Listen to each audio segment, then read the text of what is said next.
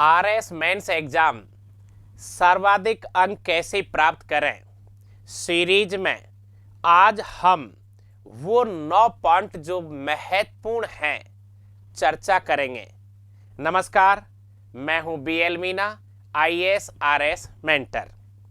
आइए जानते हैं हम वो 9 बिंदु जिन पर हमें चर्चा करनी है। नंबर 1, उत्तर लिखते समय जल्दीबाजी ना करें। आराम से प्रश्न को 2 बार पढ़कर मस्तिष्क में आंसर फ्रेमिंग बनाएं और रफ वर्क का प्रयोग करें।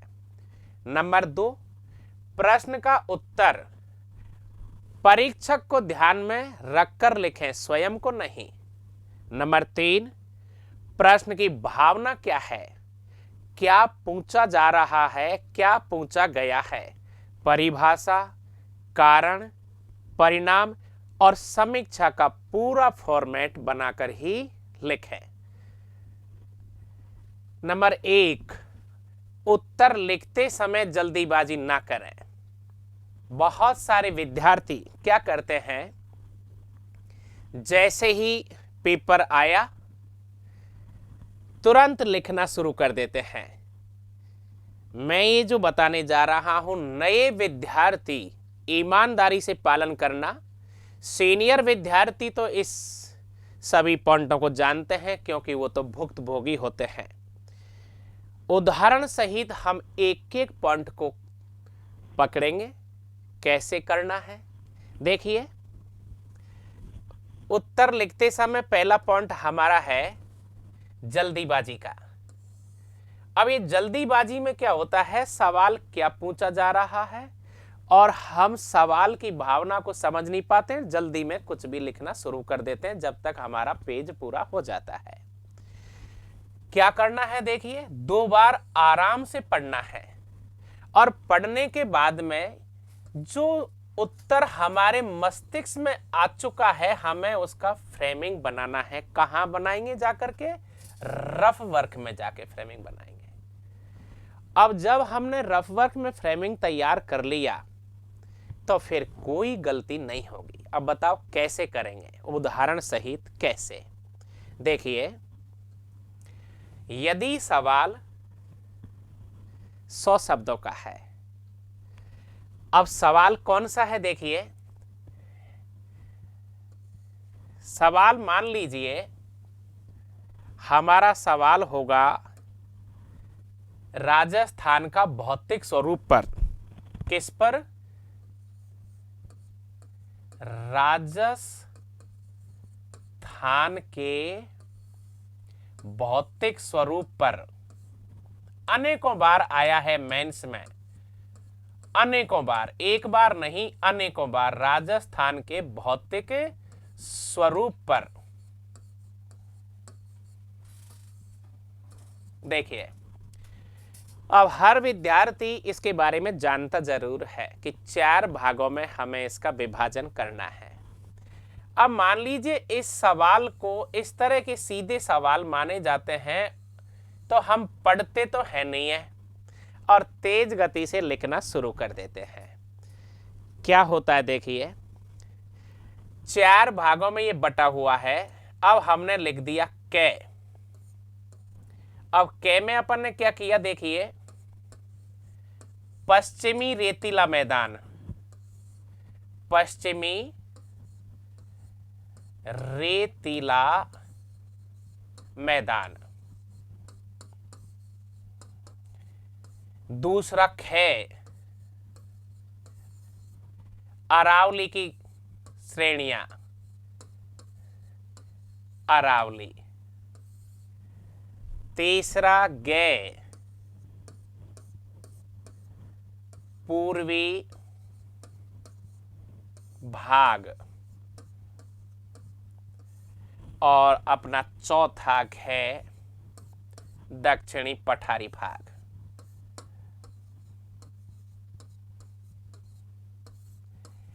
अब ये तो अपन सभी जानते हैं क्या होता है। जैसे ही अपन पश्चिम रेतीला मैदान को लिखना शुरू करेंगे जैसे ही अपन कै को शुरू करते हैं, पश्चिमी रेतीला मैदान को, तो क्या करेंगे, उसको अपन लिखते समय शब्द कितने थे अपने पास में? 100।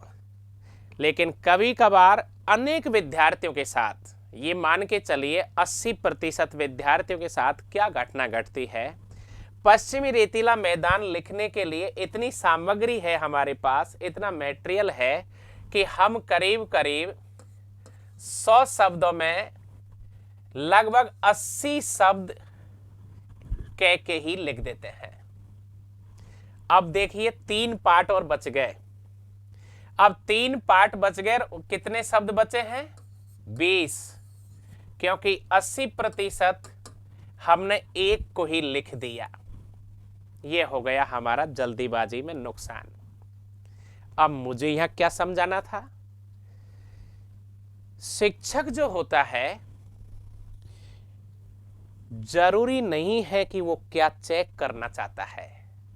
हो सकता है शिक्षक पश्चिमी रेतीला मैदान उसके दिमाग में नहीं हो और अंतिम वाला पाठ जो है अपना दक्षिण पठारी भूभाग वाला, मालवा के पठार से टच वाला भूभाग को जांचना चाह रहा हो, कोटा हाड़ौती वाले क्षेत्र को, और वहां हमने कुछ नहीं लिखा।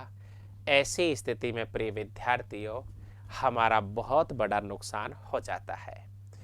तो सवाल क्या था? जल्दीबाजी नहीं करें, 2 बार पढ़ें, और पूरे प्रश्न को जैसे भौतिक स्वरूप करना है तो आपको 25-25, क्योंकि हमें 100 शब्द लिखने हैं, तो 25%, 25%, 25%, 25%, 25%, 25%, बिल्कुल बराबर बराबर। चारों पाठ पश्चिमी रेतीला मैदान, अरावली, पूर्वी भाग मैदान वाला और हमारा दक्षिणी भूभाग, चारों को संतुलन में सिस्टमेटिक लिख दिया। निश्चित रूप से टीचर खुश हुआ, शिक्षक खुश हुआ, और वहीं से शिक्षक ने अच्छे से अच्छे नंबर देने की मनसा जाहिर करती है। यदि एक और उदाहरण में कोई आपको देऊं, अब मान लीजिए आप कोई भी एक उदाहरण ले लीजिए कि इतिहास का कोई एक उदाहरण लेते हैं, मौर्य प्रशासन का। अब यदि मौर्य प्रशासन का बड़ा सवाल आता है 100 शब्दों का, यदि 100 शब्दों का सवाल आता है बड़ा वाला, तो मौर्य प्रशासन को अपन कितने भागों में बांटेंगे? देखिए, केंद्रीय प्रशासन, दूसरा प्रांतीय प्रशासन, तीसरा जिले का प्रशासन, और चौथा स्थानीय ग्रामीण प्रशासन। कितना मैटर है हमारे पास में लिखने को? बहुत कुछ है। गलती कहाँ होगी कि जब अपन केंद्रीय प्रशासन को ही करेंगे तो अनेकों बार तो ऐसा होता है कि पूरे की पूरे 100 शब्द एक से ही पूरे हो जाते हैं। तो ये 3 पार्ट हमारे रह जाते हैं। अब ये तीनों पार्ट जब हमारे रह गए, दोबारा बोल रहा हूं, टीचर को कोई भी जांचने में किसी कॉपी को मजा नहीं आता है। आपको क्या करना है? टीचर को खुश करना होता है। टीचर बिल्कुल केंद्रीय शासन को जांचना चाहता ही नहीं है। कहाँ जाना चाहता है? स्थानीय शासन में, ग्रामीण शासन में, और वो हमने लिखा ही नहीं। ये सावधानी हमारे लिए बहुत महत्वपूर्ण है। ये पार्ट के बाद अब दूसरा पार्ट लेते हैं। प्रश्न का उत्तर परीक्षक को ध्यान में रखकर लिखें। कॉपी आप लिख रहे हैं, आप कौन है? प्रतियोगी विद्यार्थी है। किसके हाथ में है लिखावट? आपके हाथ में। लिख आप रहे हैं, आप लिख रहे हैं, लेकिन सब कुछ ये है क्योंकि इसके हाथ में है सब कुछ। आप यहां ध्यान में कॉपी लिखते समय या ध्यान रखें कि आपका शिक्षक बिल्कुल आपके माथे पर बैठा हुआ है। ये जो परीक्षक है, जो कॉपी जांच रहा है, वो उसका चित्र आपको दिखाई देना चाहिए। आप लिखते समय मुस्कुराते रहें और ऐसा महसूस करें कि मैं बहुत अच्छा लिख रहा हूं, अर्थात मेरा परीक्षक खुश हो रहा है। परीक्षक को खुश करना जरूरी है, खुद को खुश होना जरूरी नहीं है। इसी का मैं फर्स्ट पॉइंट में बता चुका हूं। तो कभी कभार क्या होता है, सवाल पूछा तो क्या जा रहा है, उत्तर जल्दी में क्या लिख दिया जाता है। अब अपन बाहर जब निकलते हैं, अनेकों बार जब आप अंक जोड़ते हो, फर्स्ट पेपर में मेरे 90 आने चाहिए थे, आते हैं 67 ही। सेकंड पेपर में 125 आने चाहिए, आते हैं 80 ही। ये वो गलती है जिसे अपन को दोहराना नहीं है।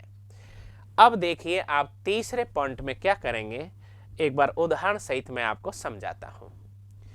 प्रश्न की भावना क्या है, क्या पूछा गया है, कहां से शुरू हो रहा है, क्या पूछना चाह रहा है। तो आप देखिए एक बहुत शानदार प्रश्न मैं आपके सामने ला रहा हूं,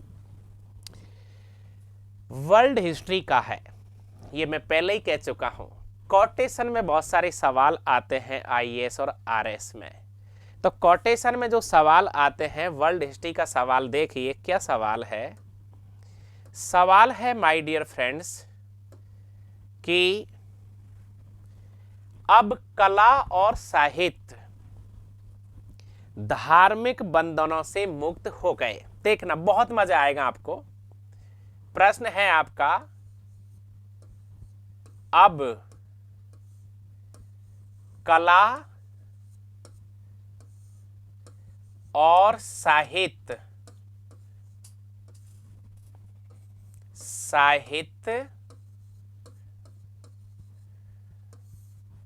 धार्मिक, प्रश्न आ सकता है इसलिए ध्यान बहुत सीरियस देखेंगे वीडियो को आप। धार्मिक बंधनों से मुक्त हो गए, धार्मिक बंधनों से मुक्त हो गए।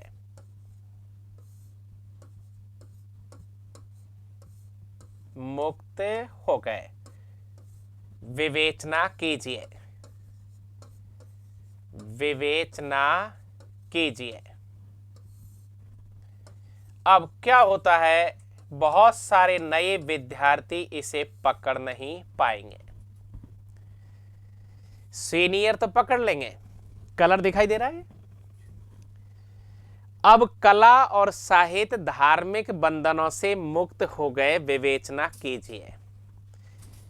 तैयार किया नहीं किया, कैसे कहां से शुरू करेंगे। तो पेपर तो आपका पहला ही चल रहा है, बात में पहला पेपर की कर रहा हूं। इसका मतलब आज का दिन हमारा क्या है, हिस्ट्री का है।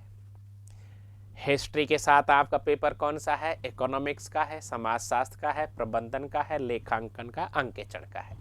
लेकिन ये बता देता हूं कि ये जो सवाल यदि आ जाता है इस तरह का, तो इंटेलिजेंट विद्यार्थी 20% विद्यार्थी ही पकड़ पाएंगे, सवाल को कर नहीं पाते। अब आप ध्यान से सुनना कि मेंस जब दे रहे हो और मैं आपको अलर्ट कर रहा हूं, सभी कोचिंग संस्थानों के जितने भी इंटेलिजेंट टीचर हैं बहुत सहयोग कर रहे हैं आपको।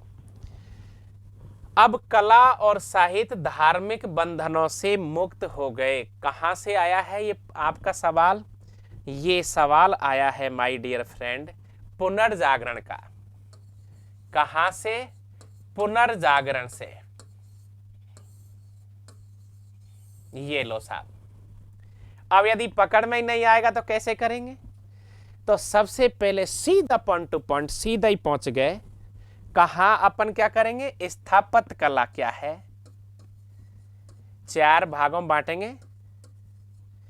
स्थापत्य कला, चित्रकला, संगीत कला,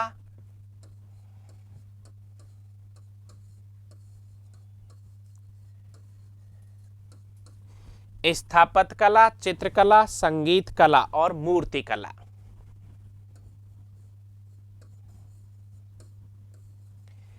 यदि आप इनके बारे में पढ़ रखा है तो मूर्तिकार, स्थापत्य कला, चित्रकार और संगीतकार, सीधे इनके नाम याद होंगे, बहुत शानदार तरीके से चलेगा प्रश्न को। ये तो हो गई कला। अब कहां पहुंचोगे, साहित्य पर। तो पुनर्जागरण में क्या हुआ माय डियर फ्रेंड, देसी भाषाओं का विकास हुआ। जर्मन साहित्य, इटालियन साहित्य, फ्रेंच साहित्य, अंग्रेजी साहित्य, पुर्तगीज साहित्य, स्पेनिश, इनके जितने भी आपको साहित्यकार हैं उनके ही नाम याद रह गए। एक एक को लिखते गए, किताबों के नाम चलते गए, इतना शानदार निबंधात्मक प्रश्न तैयार हो जाएगा, कुछ घटेगा ही नहीं, कुछ छूटेगा ही नहीं। अब तीसरा पॉइंट है धार्मिक बंधनों से मुक्त हो गए। देखिए, ए आपका कला हो गई, बी आपकी साहित्य हो गया, और सी फिर अपन कहां जा रहे हैं, धार्मिक बंधनों से मुक्त हो गए। तो पुनर्जागरण से पहले क्या था, हमारी कला और साहित्य धार्मिक बंधनों में रहते थे। कोई भी इतिहासकार, कोई भी कलाकार, कोई भी चित्रकार, कोई भी मूर्तिकार, कोई भी वैज्ञानिक, इंजीनियर स्वतंत्र मस्तिष्क से नई मूर्ति बना पाता था, नहीं कुछ लिख पाता था। अर्थात अब हुआ कला और साहित्य किससे मुक्त हो गए, धर्म से मुक्त हो गए। ये हो गई आपकी समीक्षा। यदि इस तरह से अपन जब सेट करेंगे तो आपका बिल्कुल सवाल इतना गजब का सेट होगा टीचर के दिमाग में, और वो ऐसे सवाल में आपके यदि 10 अंक का है तो 8 अंक आपको देगा पक्का। तीसरा पॉइंट आपका कंप्लीट। अब अपन आगे बात करते हैं। हैंडराइटिंग तो सुंदर ही होनी चाहिए, इसमें तो कोई डाउट नहीं है प्रिय विद्यार्थियों। हैंडराइटिंग सुंदर होनी चाहिए जो परीक्षक को पसंद आए। देखो, आप भी परीक्षक बन के देख सकते हो, काटा पीटा ना हो। निर्णायक आप नहीं है, शिक्षक है। दोबारा बोल रहा हूं, हैंडराइटिंग बिल्कुल सुंदर होनी चाहिए, काटा पीटा कहीं नहीं होना चाहिए, क्योंकि निर्णायक आप नहीं है, निर्णायक कौन है, परीक्षक है। लिखते समय लाइन उल्टी तिरछी हो जाती है। जब अपन लिखते हैं तो लिखावट तीखी बाकी हो जाती है। कभी कभार हम लाइन खींच देते हैं, बीच में लाइन हमसे छूट जाती है। जल्दीबाजी में हो रहा है ये सब काम। शब्द शुद्धि, वाक्य शुद्धि, लोकोक्ति, मुहावरे आदि जितने भी हमारे हिंदी की सामग्री है, शब्द शुद्धि है, वाक्य शुद्धि है, लोकोक्ति है, मुहावरे हैं, इनको आप दैनिक जीवन में प्रयोग करते रहें, वार्तालाप करते रहें अपने दोस्तों के साथ, क्योंकि ये मुहावरे, लोकोक्तियां आपको डेली खाते समय, पीते समय, मित्रों से बात करते समय अब यूज में लेना है, क्योंकि हमें गागर में सागर भरना होता है। हमारे चारों ही प्रश्न पत्रों में हमारा first paper, second paper, third paper, fourth, चारों में ये नहीं है कि हमारा हिंदी के मुहावरे और लोकोक्तियां, शब्द शुद्धि, वाक्य शुद्धि केवल हिंदी में ही काम नहीं आते। चारों ही पेपरों में अपन को काम में लेना है, यूज में लेना है, क्योंकि क्या करना है, गागर में सागर बनना है। तो आइए एक एक पॉइंट पर अपन विस्तार से बातें करते हैं। देखिए, हैंडराइटिंग तो सुंदर ही होनी चाहिए जो परीक्षक को पसंद आए, काटा पीटी ना करें, निर्णायक आप नहीं है। देखिए, बात चर्चा अपनी क्या है, हैंडराइटिंग तो सुंदर ही होनी चाहिए। वीडियो को बहुत ध्यान से देखना, सीरियस होकर देखना आप सभी, क्योंकि यहीं से कितनी मेहनत कर लो, लेकिन यही वो पॉइंट है जो हमें टॉप दिलाते हैं, एसडीएफ बनाते हैं। हैंडराइटिंग सुंदर होनी चाहिए, परीक्षक को पसंद आए, काटा पीटी ना करें, निर्णायक आप नहीं है, हमें। देखो क्या करते हैं अपन लोग, लिखते समय जब हमारे ऊपर तनाव आता है, दबाव आता है, तो अपन सीधे यहां पर कला साहित्य की बात जब कर रहे थे, तो मैं जैसे अपन यूं लिखते समय यहां तो कर दिया कला और साहित्य,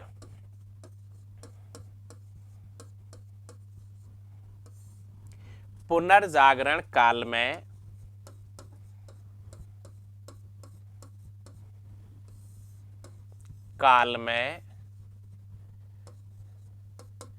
धार्मिक बंधनों से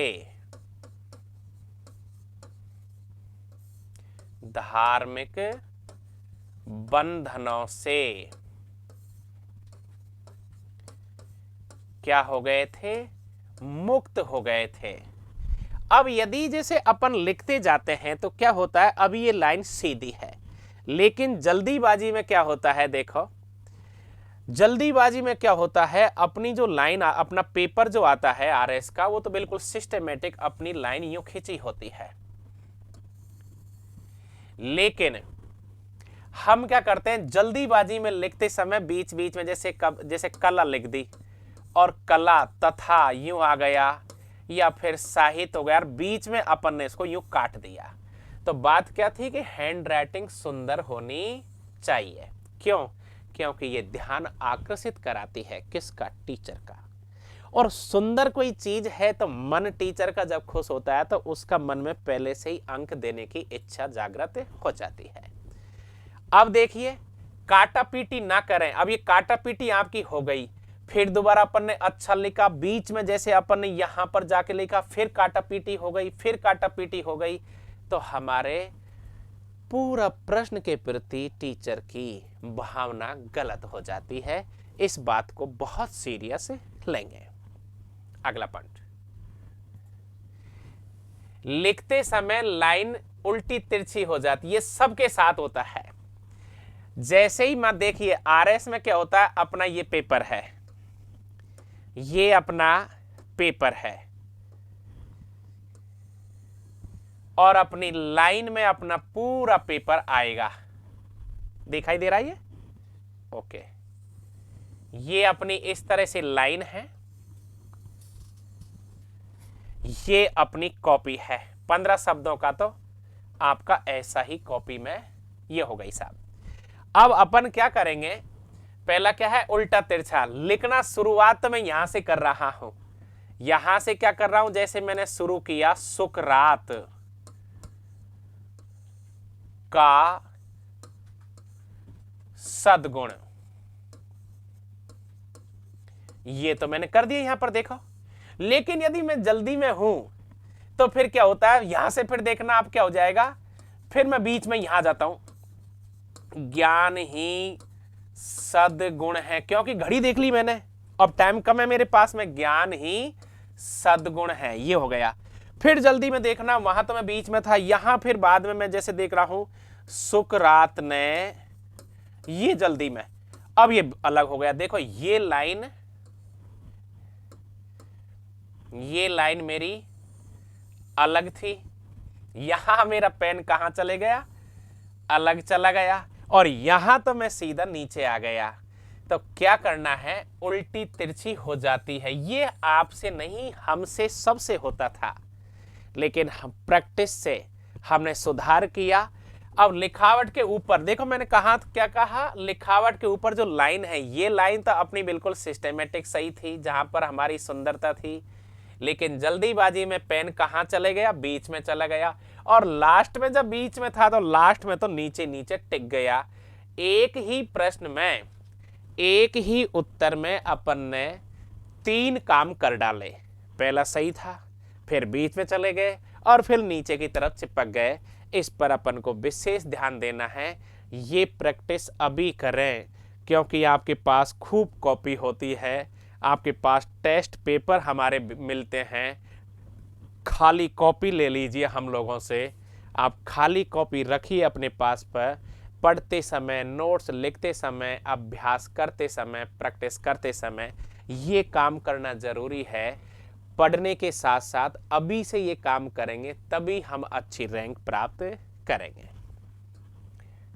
अगला पॉइंट देखिए क्या होता है, वाक्य, शब्द, शब्द शुद्धि, लोकोक्ति, मुहावरे। बात करते करते अभी से इस तरह का माहौल बना लीजिए कि आप वहां गागर में सागर कैसे भरेंगे, क्योंकि बहुत बड़ा प्रश्न लिख दिया, प्रश्न पूछ लिया बड़ा, और आपके पास में माल बहुत है। कभी कभार क्या होता है, हम लोग मूल जो माल होता है ना, सबसे टॉप, उसे फर्स्ट में परोस ही नहीं पाते हैं और वो रह ही जाता है। मन दुखी होता है कि ये यहां छूट रहा है, कहां क्या करूं। तो अभी से प्रैक्टिस करो, ज्यादा से ज्यादा आप अभी से इन 2 बात पर ध्यान दें। लोकोक्ति और मुहावरों का आप अभी से प्रयोग ज्यादा से ज्यादा करें, ये हमें अंक दिलाने में बहुत ज्यादा मदद करते हैं। अगला पॉइंट देखिए, ध्यान से वीडियो पर बने रहें। अशुद्धि अनावश्यक तथ्यों से बचें। अशुद्धि व अनावश्यक तथ्य जो बिना बात हम डाल देते हैं उनसे तो बचना है। क्यों? क्योंकि महत्वपूर्ण बात है, परीक्षक को गुस्सा आता है और वो अंक काट लेता है। मानचित्र रेखा चित्र वहीं बनाने जहां काम के हैं जिनका कोई अर्थ निकल रहा हो, और भूमिका बनाने में कतई रुचि न ले। पॉइंट टू पॉइंट लिखने में ध्यान दें, क्योंकि कॉपी जांचने वाला शिक्षक जरूरी नहीं है कि वो ईमानदार है। पॉइंट एक एक पर बने रहिए ध्यान से। देखिए, अशुद्धि अनावश्यक तत्वों से बचें। अशुद्धि तो खैर स्वीकार है ही नहीं है RSIS की कॉपियों में। अब कभी कभार क्या है, बिना बात ही छौंकण दे देते हैं अपन लोग, बिना बात के अनावश्यक तथ्यों को वहां डाल देते हैं जहां डालने नहीं होते। लेकिन देखो, ये है वो माई बाप। परीक्षक को जब गुस्सा आ रहा है, कॉपी चेक कर रहा है, बिना बात हमने ऐसे शेर के मुंह में हाथ डाल दिया जो काटेगा ही। क्यों करें भाई? क्योंकि हमारा उद्देश्य क्या है? अंक ज्यादा से ज्यादा लाना, अत्यधिक, अधिक से अधिक अंक प्राप्त करें, सर्वाधिक अंक प्राप्त करने की बात चल रही है। जबकि अपन ने मेहनत की थी, हमने अनावश्यक तथ्य भीतर डाल दिए। कभी कभार देखिए, मैं एक उदाहरण देता हूं। एक तो ये जाति है और ये भी एक जाति है, लेकिन यदि हम इसको समझ लेंगे, कितना गुस्सा आएगा यदि मान लो समाजशास्त्र की कोई बात में जाति आती है, तो बताओ कि कितनी गलती हो जाएगी, कितना नुकसान हो जाएगा। इसलिए ध्यान दें, अशुद्धि डेली की डेली विशेष ध्यान दें कि वो जो शिक्षक है, वो जो परीक्षक है, वही तो सब कुछ है, उसी के तो हाथ में है SDM बनाना और नहीं बनाना। तो विशेष ध्यान कि ये गुस्सा नहीं हो, इसको आनंद आना चाहिए। ज्यादा से ज्यादा अंक की बात चल रही है प्रिय विद्यार्थियों। अगला पॉइंट, मानचित्र और रेखा चित्र क्या करते हैं? देखिए, मैं आपको एक बार 15 एक लाइन खींच के बता देता हूं, क्योंकि इन दिनों में कॉपी जांच करने का अवसर मिल रहा है। तो बिना बात ही क्या करते हैं, हमारे बहुत सारे विद्यार्थी 15 शब्दों वाले पेपर में उत्तर में, ये जैसे लाइन है अपनी मेंस की कॉपी की, ये जो अपने 15 शब्दों के ये वाली बात है। अब हम यहां से लिखना जो शुरू कर रहे हैं, तो बहुत सारे विद्यार्थियों ने क्या किया, इस सांचे में साइड में देखो, यहां जो साइड है ये वाली, यहां पर नक्शे बना रखे हैं। जैसे राजस्थान का नक्शा, यहाँ साइड में से, यहां से इधर से ऊपर ले लिया और इस तरह से बना दिया। किसी भी प्रकार का कहीं कोई भी, जैसे कोई भी उदाहरण, इन दिनों में कॉपी जब मैं जांचता हूं तो देखता हूं बिना बात का, जब मुझे चाहिए ही नहीं। हमारे यहाँ कॉपी जांचने वाले 4-5 जो टीचर हैं, उनको भी मैं कहता हूं कि आप क्या कर रहे हो, कैसे कर रहे हो, तो वो भी कहते हैं सर बिना बात का कहीं कोई मतलब नहीं था, और इधर से यहां से दूर ले गए, कभी यहां बना दिया, बिल्कुल नहीं बनाए, जरूरत हो तो। लेकिन 15 शब्दों वालों में कतई जरूरत नहीं है, क्योंकि इतना नहीं तो समय है अपने पास, लेकिन शिक्षक नहीं चाहता, परीक्षक नहीं चाहता, तो फिर अपन फालतू में यहां स्याणपत नहीं करें। आगे चलिए, महत्वपूर्ण पॉइंट जो आपको RS बनाएगा, वो सर्वाधिक महत्वपूर्ण पॉइंट जो आपको अंक कम आते हुए भी आपको ज्यादा कैसे मिलेंगे, आपकी तैयारी से ज्यादा आपने कैसा लिखा उससे भी बेहतरीन चीजें मिलेंगे, अच्छे अंक मिलेंगे। देखिए, भूमिका बनाने में रुचि न लें। आप जब किसी विद्यार्थी, किसी दोस्त से जब बात करते हो अनेकों बार, फालतू में आपका ही मन खराब हो जाता है, यार काम की बात कर। तो अब आप यहां सीधे चलिए साफ पॉइंट टू पॉइंट पर, क्योंकि परीक्षक कॉपी जांचने में कोई विशेष रुचि नहीं रखता। इस बात का तो आपको सबूत और मिल चुका है। भारत में RPS एक ऐसा संस्थान है जो आपको टॉपर्स की कॉपी दिखाता है, आपकी खुद की कॉपी दिखाता है। आप पुरानी कॉपियों को देख सकते हो, जहां आपने बहुत अच्छा लिखा है, आपने या किसी आपके दोस्त ने, आपके अंक नहीं मिल रहे, आप कोर्ट में ले जाते हो, क्या मिलता है? कुछ नहीं मिलता। अब आप देखो किसकी गलती है? इसकी गलती है।